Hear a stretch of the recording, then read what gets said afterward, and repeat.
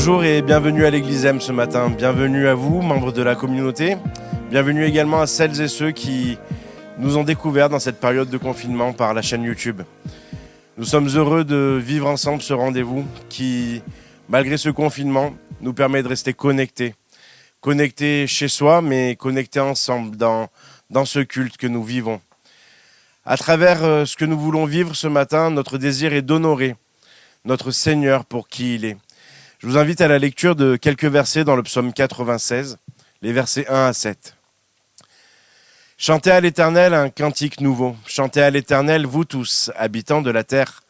Chantez à l'Éternel, bénissez son nom, annoncez de jour en jour son salut.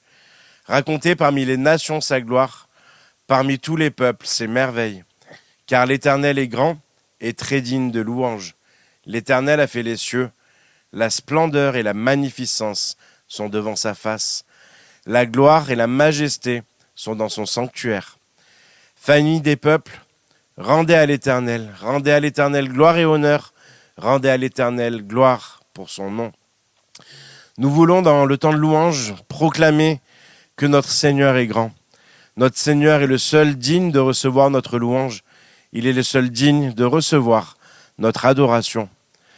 Ma prière ce matin pour chacun d'entre nous, Seigneur, dans ce temps de louange, je veux proclamer que ma raison de vivre est de voir ta gloire se manifester.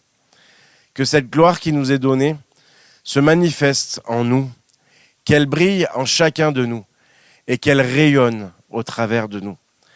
Seigneur, en toi, je veux prendre mon essor, car ton amour pour moi est infini et dépasse toutes mes attentes.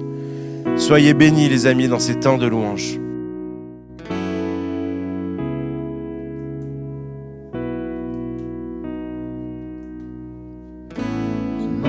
De ta grandeur me montre que je ne suis rien. Et quand tu façonnais la terre, j'étais déjà près de ton cœur. Tu m'aimais avant que je sois. Pour moi tu as tout donné. Toi seul pouvais me libérer. C'est pourquoi je veux t'adorer. Toi seul est digne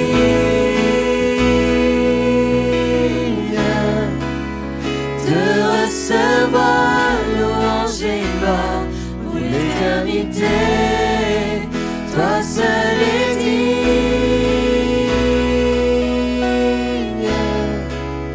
de recevoir louange et gloire pour l'éternité.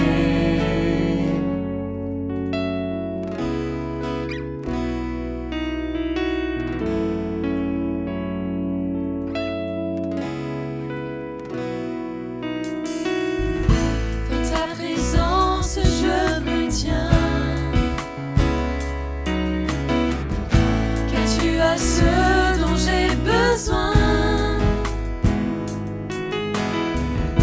la joie, la vie et le bonheur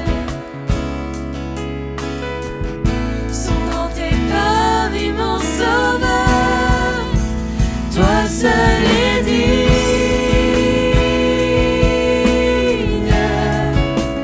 de recevoir louange et gloire pour l'éternité.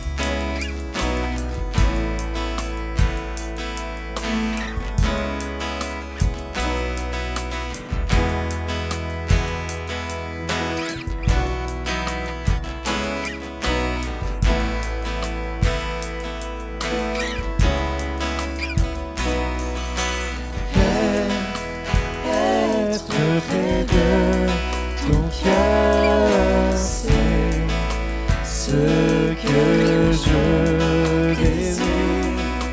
Voir ta gloire et ta splendeur, c'est ma raison de vie. Où aller, Seigneur? Où fuirai-je loin de toi? Père, montre-moi ta demeure. Je ne veux pas être ailleurs.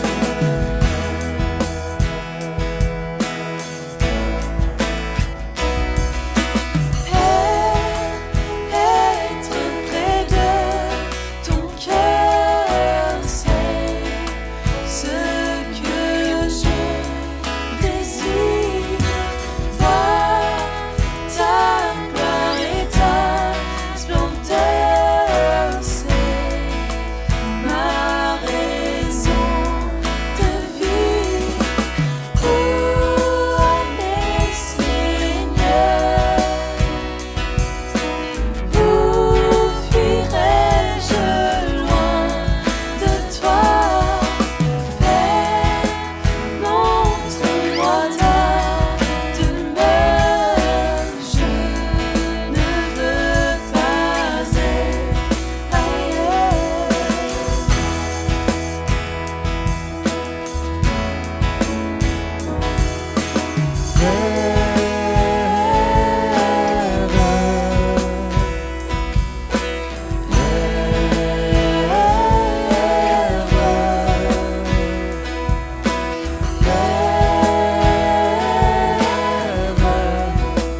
Mon refuge, mon rocher, je vis vers toi. Viens, guéris-moi,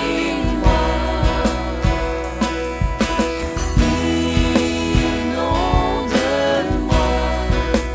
de ta paix, de ta joie.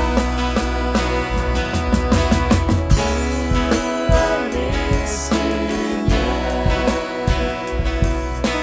Où fuirai-je loin de toi? Père, montre-moi ta demeure. Je ne veux pas être ailleurs.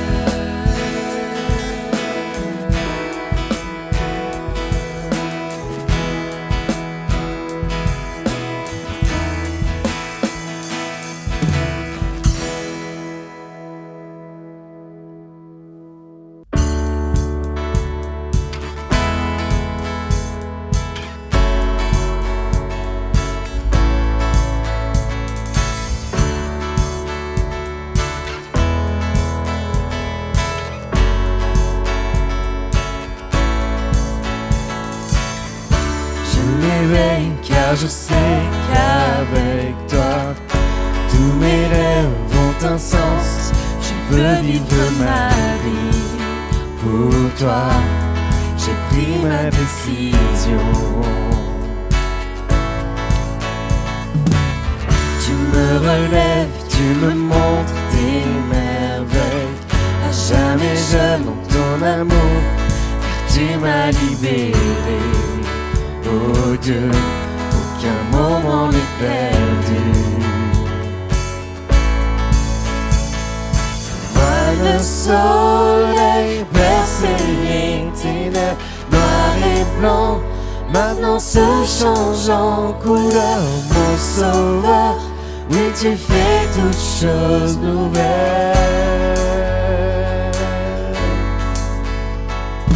Vois le soleil percer les ténèbres, noir et blanc, maintenant se change en couleur.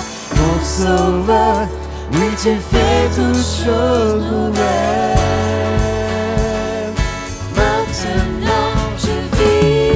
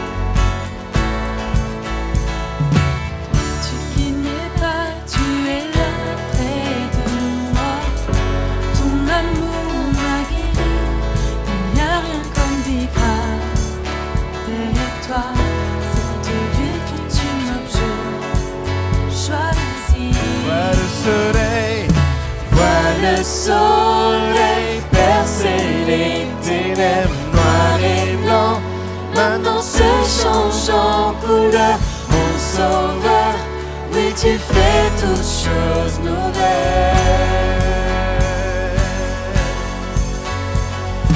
Vois le soleil percer les ténèbres, noir et blanc, maintenant se change en couleur. Mon sauveur, oui tu fais toutes choses nouvelles. Maintenant je vis,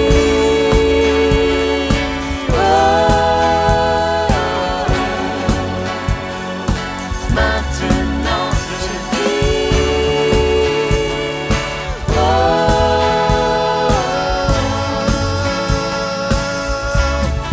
emmène-moi plus loin qu'auparavant. En ton amour je prends mon essor. Ta liberté est une porte ouverte. Tu es tout pour moi et plus encore. Emmène-moi plus loin qu'auparavant. En ton amour je prends mon essor. Ta liberté est une porte ouverte. Tu es tout pour moi et plus encore.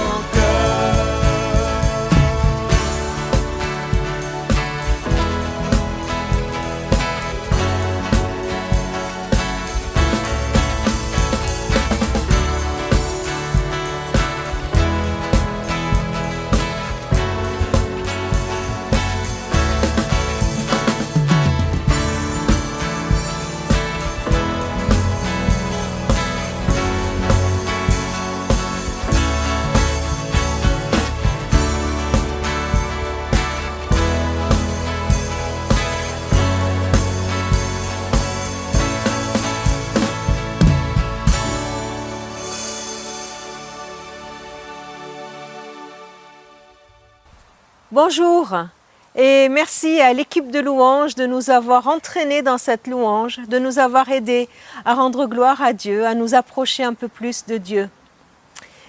Depuis le confinement, nous lisons l'évangile de Marc ensemble et chaque jour, vous avez des lectures quotidiennes pour méditer ensemble cet évangile. Et hier, dans l'évangile de Marc, nous avons lu une parabole que Jésus a racontée aux pharisiens qui l'écoutaient. La parabole d'un maître d'une vigne qui plante la vigne, qui en prend soin et qui confie sa vigne à des vignerons. Puis il envoie des émissaires, des serviteurs, les uns après les autres, et enfin il envoie son propre fils. Eh bien ces vignerons, ils se débarrassent de tous ces serviteurs envoyés et ils finissent même par tuer le fils. Tout cela pour ne pas rendre au maître de la vigne la part de la récolte qui lui est due. Et juste après, nous continuons notre lecture dans l'évangile de Marc, au chapitre 12, et nous lirons les versets 12 à 17. Les chefs des prêtres, les spécialistes de la loi et les responsables du peuple cherchaient un moyen d'arrêter Jésus.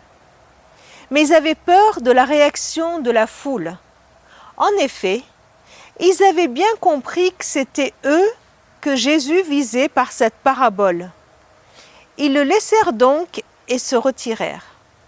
Cependant, ils lui envoyèrent une délégation de pharisiens et des membres du parti d'Hérode pour le prendre au piège de ses propres mots. Ils vinrent lui dire « Maître, nous savons que tu parles vrai et que tu ne te laisses influencer par personne, car tu ne regardes pas la position sociale, mais tu enseignes en toute vérité comment Dieu nous demande de vivre.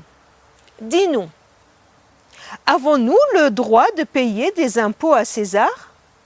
Devons-nous le faire ou non? » Mais Jésus, sachant combien ils étaient hypocrites, leur répondit « Pourquoi essayez-vous de me prendre au piège? Apportez-moi une pièce d'argent que je la voie. » Ils lui en apportèrent une. Alors il leur demanda « Cette effigie et cette inscription, de qui sont-elles? » Ils lui répondirent « De César. » Alors Jésus leur dit, « Rendez à César ce qui revient à César, et à Dieu ce qui revient à Dieu. » Ils en restèrent tout déconcertés. Rende à César ce qui est à César. Voilà encore une des phrases de Jésus qui est devenue un proverbe populaire. Au fil du temps, l'expression a été simplifiée, perdant la référence à Dieu, et elle s'est étendue à tous les domaines. On l'utilise pour restituer le mérite ou la responsabilité d'un acte à son auteur. Comme pour dire aussi, chacun à sa place. Jésus avait dit la suite, et à Dieu ce qui est à Dieu. Est-ce que c'était la laïcité avant l'heure? La séparation entre le pouvoir de l'État et celui de Dieu? Pas vraiment. Ce serait une lecture trop rapide. Revenons un peu au contexte. Clairement, le souci de ce groupe d'interrogateurs n'est pas la question des impôts, ni du positionnement politique de Jésus par rapport au pouvoir de l'empereur romain, de l'occupant.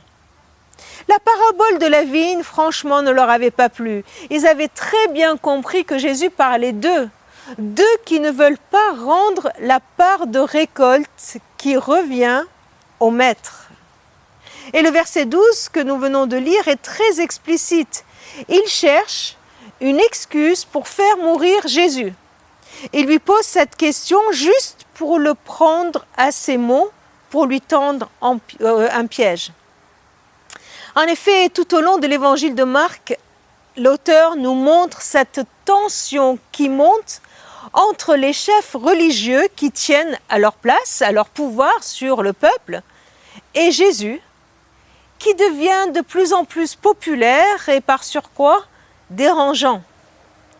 Dès le chapitre 3 de l'évangile de Marc, donc dès le début du ministère de Jésus, Marc nous dit, dans le chapitre 3 au verset 6, « Les pharisiens sortirent de la synagogue et se réunirent aussitôt avec les membres du parti d'Hérode pour décider comment ils pourraient faire mourir Jésus. » Par 3 fois dans cet évangile, à part la dernière semaine, la semaine de Pâques, où il y a de multiples répétitions, Marc indique qu'il cherche une occasion pour le faire mourir.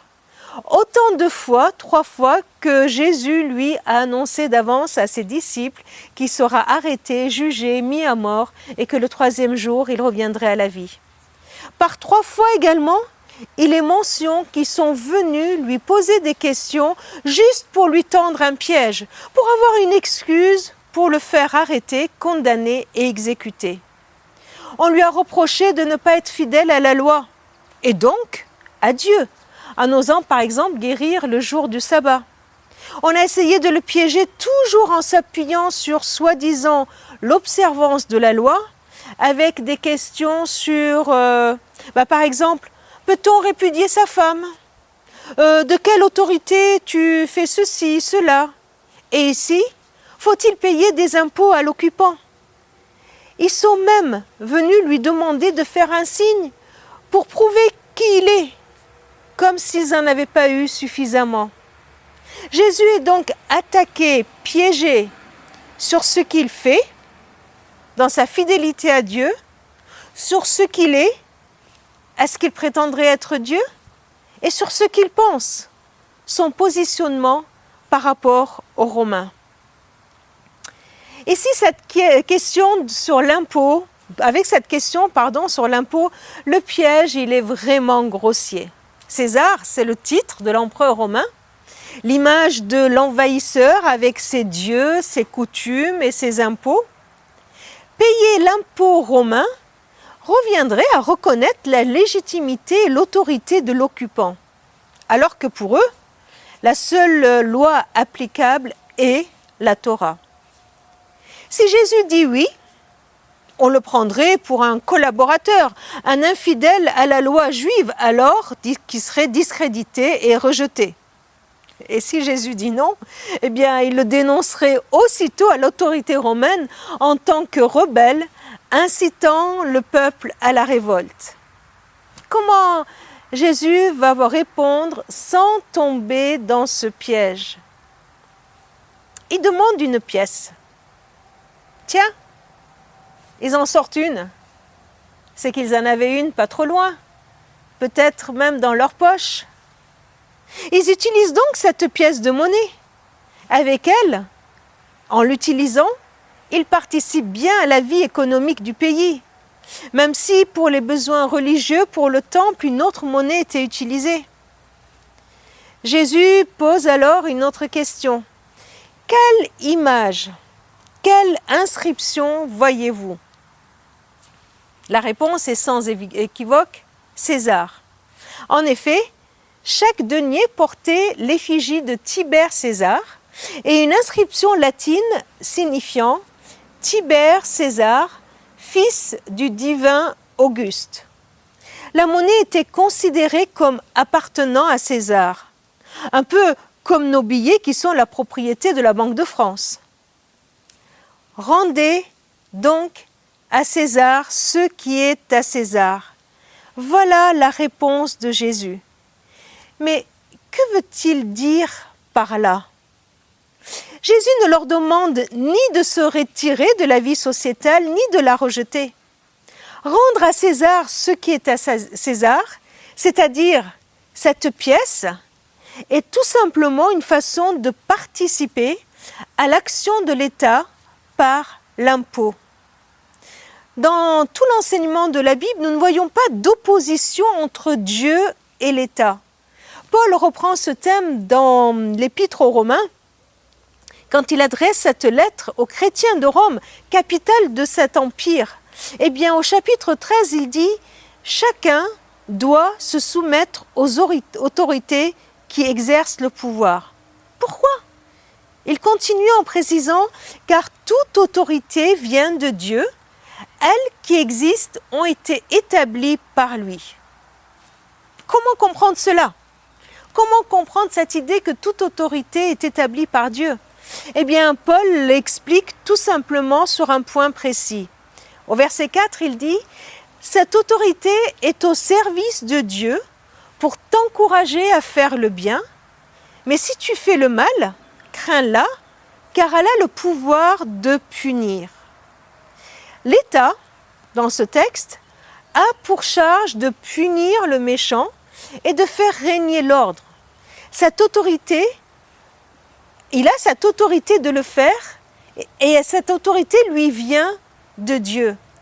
Nous sommes donc encouragés à participer à l'action de l'État par l'impôt.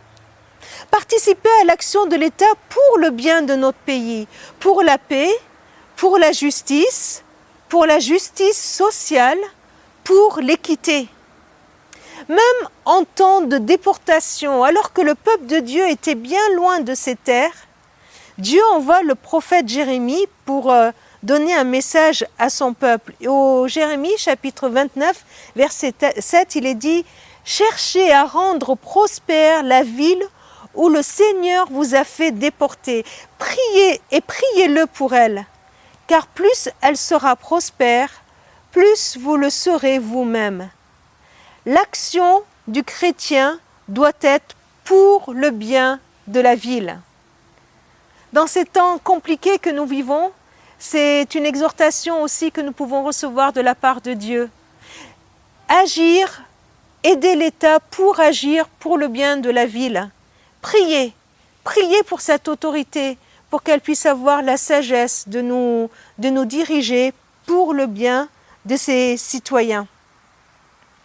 Mais Jésus ne s'arrête pas là.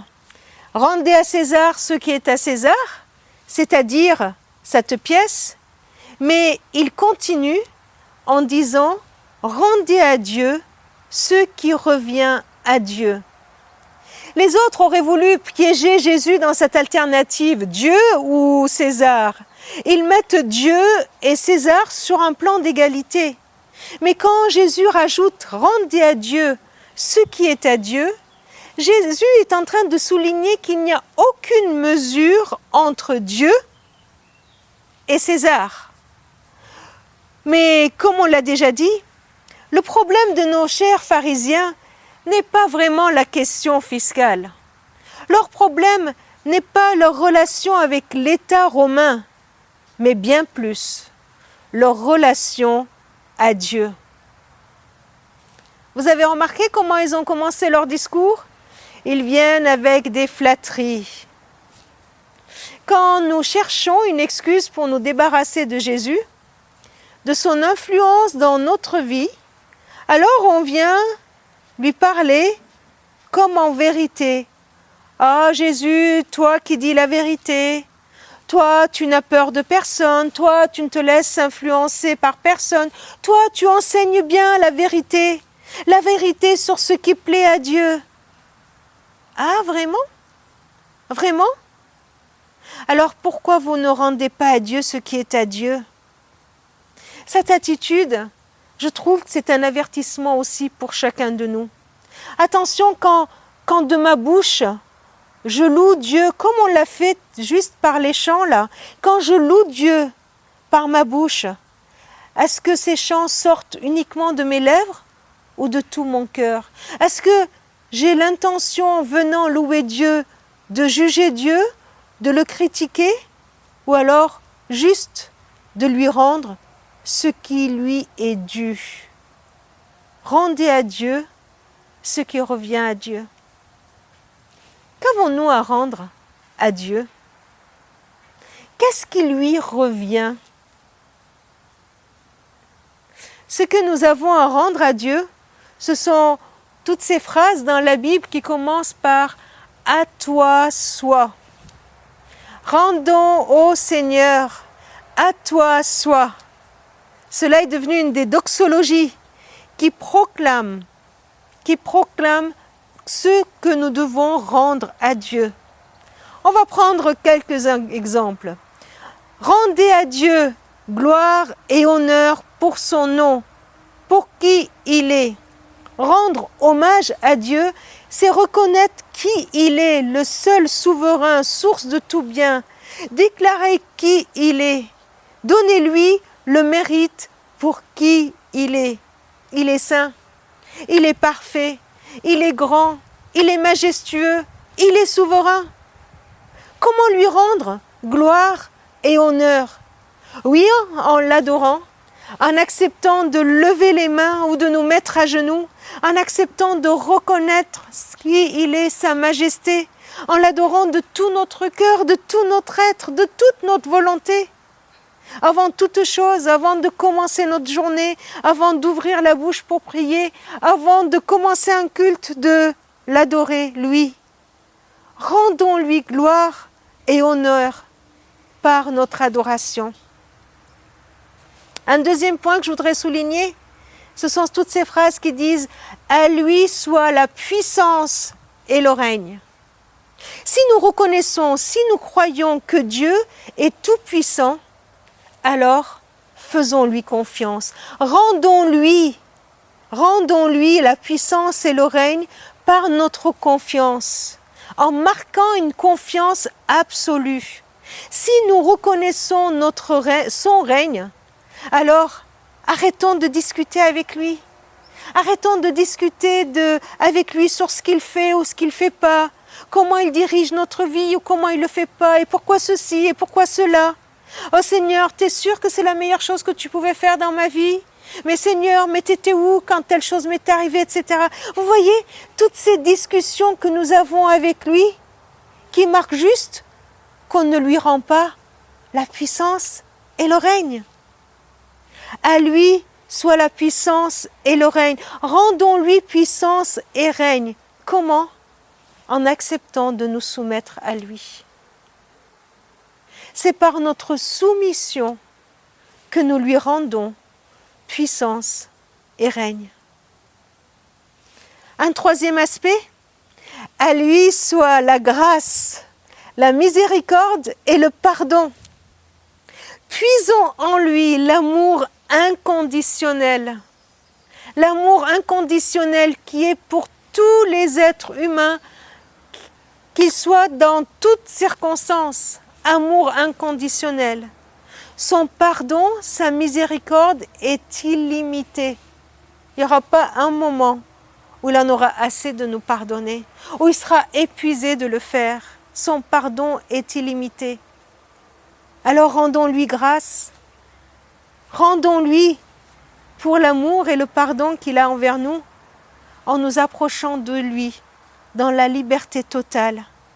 Il désire que nous soyons tellement proches de lui que nous puissions sentir son cœur battre pour nous, recevoir tout l'amour qu'il a pour nous, nous accorder sa grâce, son pardon, sa victoire.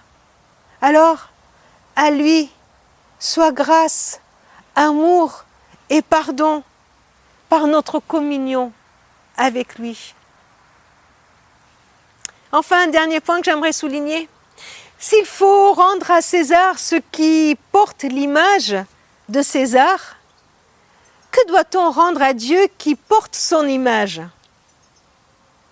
Dans les premières pages de la Bible, nous lisons « Dieu créa l'homme à son image ». Il le créa à l'image de Dieu, il créa l'homme et la femme. Cette image a certes été détériorée par le mal que nous avons subi et que nous faisons subir, mais elle a été restaurée par le Christ, dont la gloire est l'image même de Dieu. Alors en laissant Christ m'habiter, il vient me transformer de jour en jour à son image. Rendre à Dieu ce qui est à Dieu, c'est donc un appel. C'est celui de nous tourner vers lui, de lui faire une place dans notre vie quotidienne. Fait à la ressemblance de Dieu, nous sommes appelés à prendre soin de notre vie spirituelle. Nous sommes appelés à vivre en communion avec lui, en se laissant interpeller, en le laissant nous transformer dans un cœur à cœur avec lui. Paul écrit ceci aux Colossiens, « Vous êtes des êtres nouveaux que Dieu, notre Créateur, renouvelle continuellement à son image pour que vous le connaissiez parfaitement. » Alors, rendre à Dieu ce qui est à Dieu, c'est reconnaître sa présence, son autorité, se tourner vers lui pour lui consacrer notre vie. Jésus, en disant ceci aux pharisiens et aujourd'hui à nous, il nous interroge sur notre relation avec le Père. Il n'y a pas de pression comme la pression fiscale. Il en appelle à notre liberté, celle de nous tourner vers lui, de nous consacrer entièrement à lui. Nous lui appartenons, étant marqués du sceau de son Esprit Saint. C'est toute notre vie qui est appelée à devenir une offrande pour Dieu. Après notre adoration que nous avons à lui rendre, notre soumission, notre communion, rendons à Dieu ce qui est à Dieu en acceptant la consécration de notre vie. Saint Augustin écrit « Je suis à toi, Seigneur, et mon cœur est sans repos tant qu'il ne demeure pas en toi. » Où en sommes-nous ce matin? Dans quel domaine avons-nous besoin de rendre à Dieu ce qui lui appartient? L'adoration? La soumission? La communion? Et la consécration? J'aimerais qu'on prenne quelques instants dans le silence, dans la prière, pour réfléchir à cela.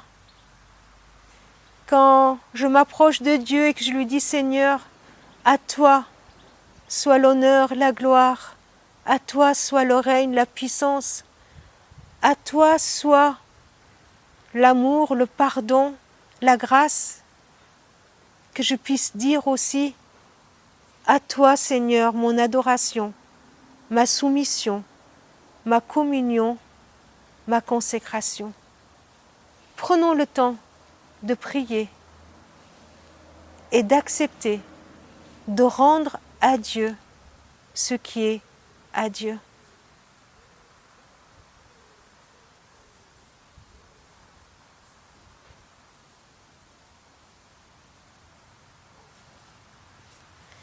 Seigneur, je reconnais ce matin que je peux prononcer trop souvent à toi la gloire et l'honneur et ne pas t'adorer.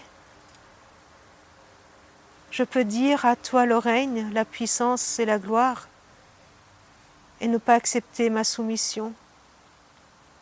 Je peux être émerveillée par ta grâce et ne pas chercher encore plus de communion.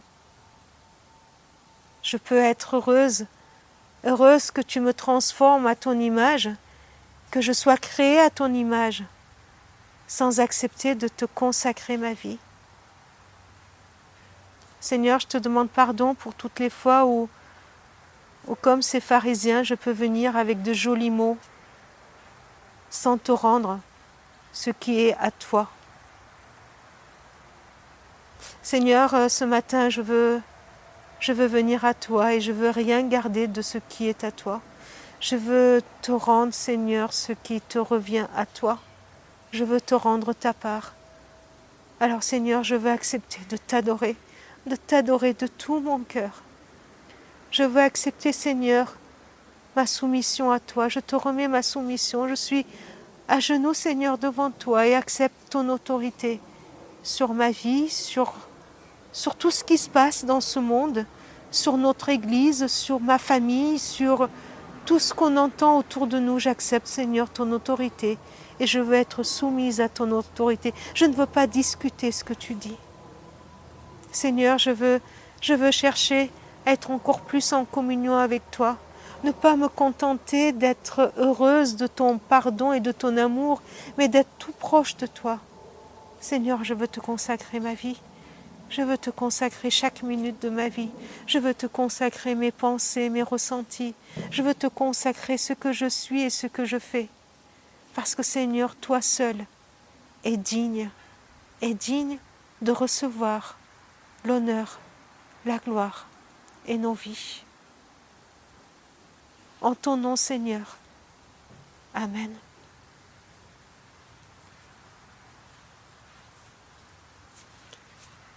Venez,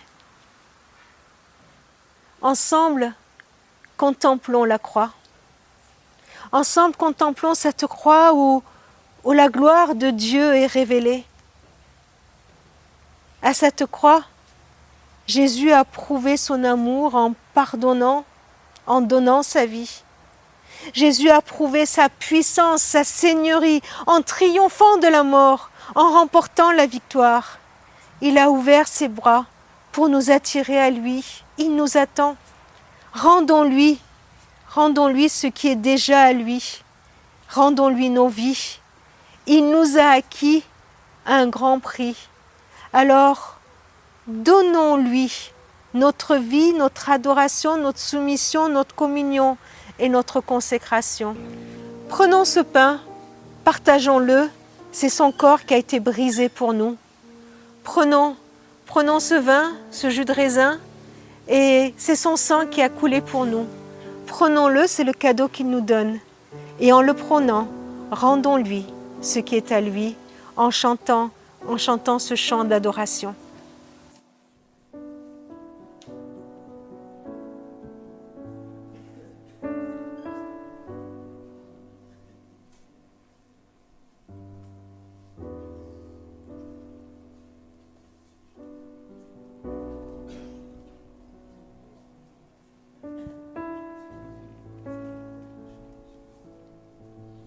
Me voici, je m'abandonne,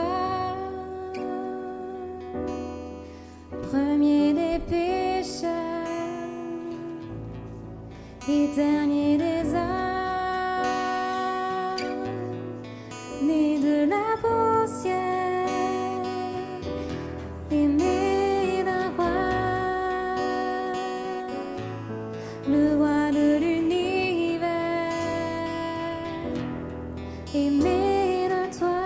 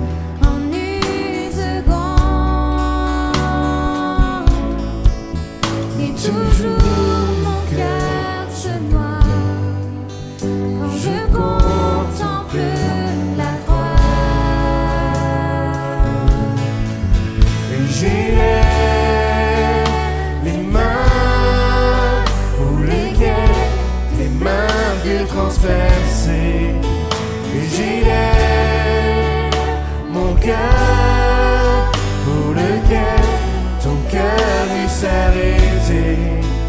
J'ai ma voix, le fruit de mes lèvres, comme un chant d'amour pour toi. Ce n'est plus moi qui vis, ce n'est plus moi qui vis, ce n'est plus moi qui vis, c'est Christ qui vit en moi.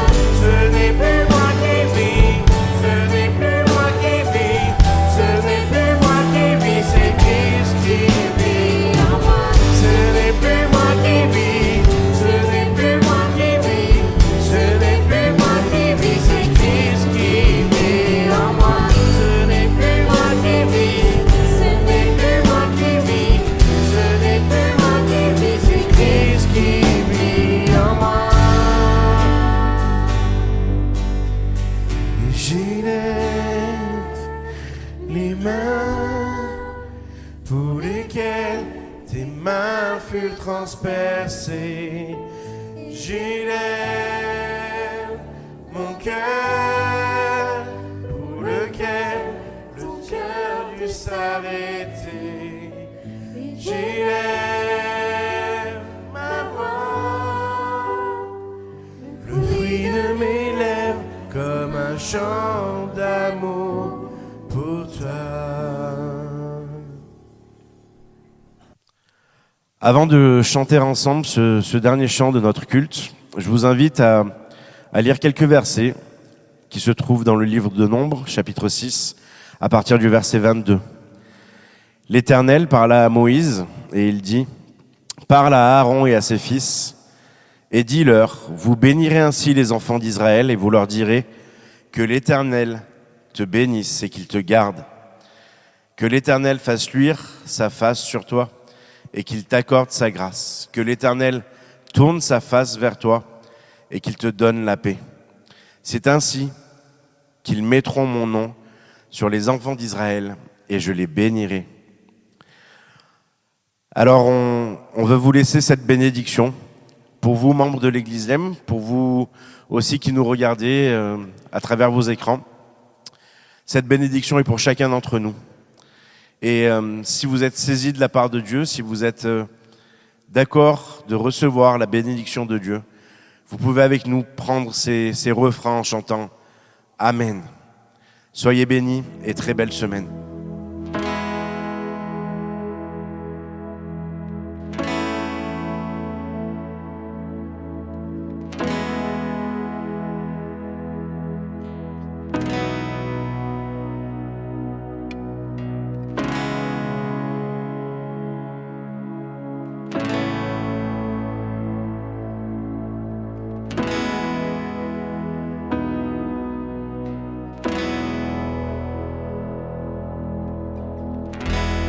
Te bénit et te garde, il rayonne sur toi, il t'accorde sa grâce.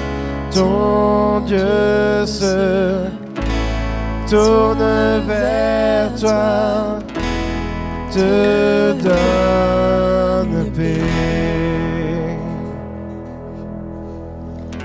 Dieu te bénit et te garde, il rayonne sur toi, il t'accorde sa grâce. Ton Dieu se tourne vers toi, te donne paix. Amen,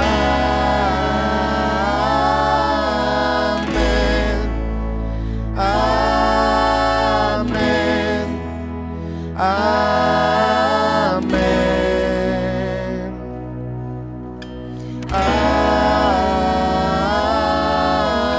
amen,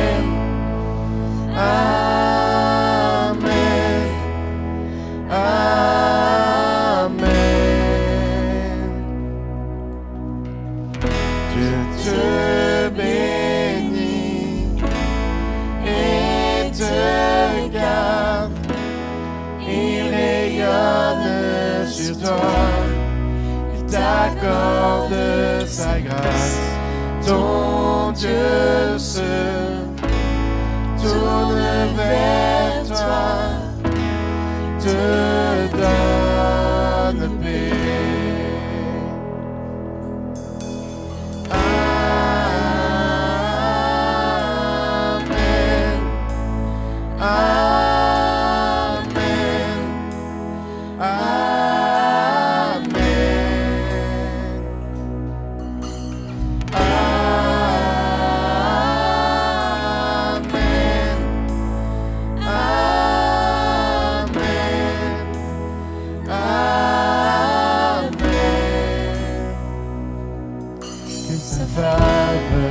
Reste sur toi pour plus de 1000 générations, sur ta famille et tes enfants et les enfants de leurs enfants.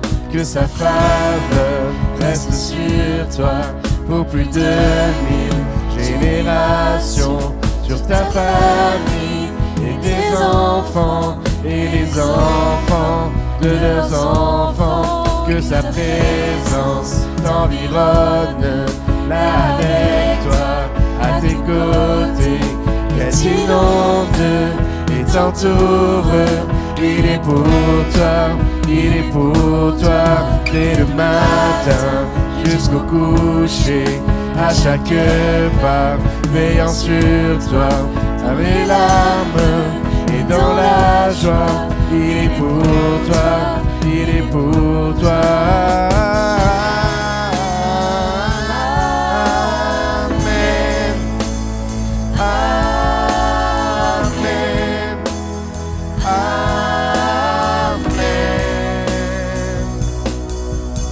Faveur reste sur toi pour plus de 1000 générations, sur sa famille et tes enfants et les enfants de leurs enfants. Que sa face reste sur toi pour plus de 1000 générations, sur ta famille et tes enfants et les enfants de leurs enfants.